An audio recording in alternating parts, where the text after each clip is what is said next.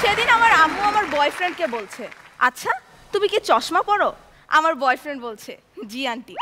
এই শুনে আমার আম্মু বলল, তাহলে আমার মেয়েকে দেখার সময় কি চশমাটা খুলে রাখছিলা?